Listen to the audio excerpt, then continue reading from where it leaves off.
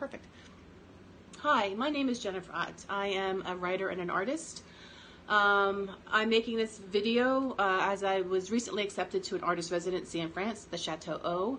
I don't know how to pronounce it just yet. It might take me a couple weeks. I might land in France, and for the 2 weeks I'm in France, I might learn how to pronounce it. But it will be in my link. Maybe some of you out there can tell me how to pronounce it, but I don't at this point. So I'm just going to say Chateau O, and we're going to go from there. Even though I've had 6 years of French, I still struggle quite a bit with pronunciation. I struggle pronunciation with English, so here we go. I was inspired to do this video after being accepted to talk not so much about my work, not so much to talk about the acceptance, but more so to talk about process and creativity and the creative process. Because I think we hear so many videos or see so many videos about people talking about the technicalities, like grammar and what to do, how not to do things. And those things are all, they're great. I mean, we need to have craft. We need to have, have some technical expertise in order to write or to paint or to do anything.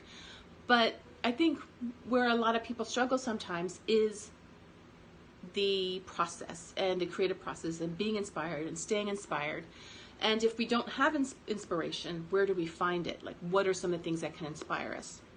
And so one of the things that I'm working on this year, and I'm going to be working on during my residency, is story, and not just my story, but my ancestors' story. I am really, over the past couple years, been really fascinated with my ancestors. Not just, the ones, my grandparents, my great-grandparents, not 100 years, but 1,000 years ago. And in researching my ancestors, the other thing that really fascinates me is genetics, is epigenetics, that we contain the memory of our ancestors in our genes. So our ancestor stories are our stories. We think of our stories as being our personal traumas in this life. We think of our, or a love heartache or success or something that happened to us. We think of that as our personal stories. But our personal stories actually are thousands of years old. They're in our DNA. Sometimes they're dormant, sometimes they're not so dormant.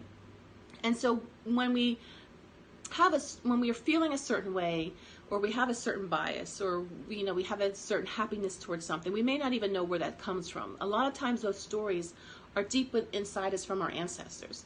And so one of the things that I was really interested in doing is telling the story of my ancestors.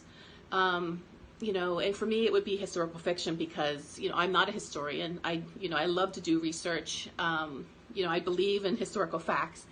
But, there's certain things from 1,000 years ago that we're not going to know for sure whatever happened. So there is a certain amount of fiction that comes into it.